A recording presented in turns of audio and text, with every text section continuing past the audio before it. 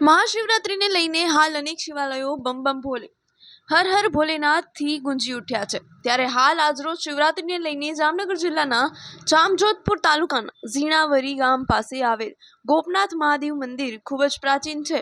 આ મંદિરની સ્થાપના 5000 વર્ષ પહેલા થઈ હતી। પથ્થરોના પહાડો વચ્ચે રસ્તો બનાવીને ડુંગરની ટોચે ભવ્ય મંદિર આવેલું છે। પથ્થરો દ્વારા બનાવાયેલ પ્રાચીન મંદિર પૈકી એક છે। આ મંદિરનો ઇતિહાસ પણ રોચક છે। ઈસવીસન 575 થી 650ના સમયમાં મંદિર નિર્માણ થવાનું જાણવા મળે છે। પહેલાના જમાનામાં આધુનિક સાધન ન હોવાથી પથ્થરોની કોતરણી કરીને મંદિરો નિર્માણ કરાતા હતા। ત્યારે 5000 વર્ષ પહેલા ઝીણાવરી ગામ પાસે એક રાક્ષસે ગોપ ગામની બાળાઓને કેદ કરી હતી। પુરાયેલી બાળાઓએ મુક્ત થવા ભગવાન શ્રી કૃષ્ણને પ્રાર્થના કરી હતી। ભગવાન કૃષ્ણના આ બાળાઓને છોડાવવા આવ્યાના રાક્ષસનો વધ કરીને મુક્ત કરી હતી।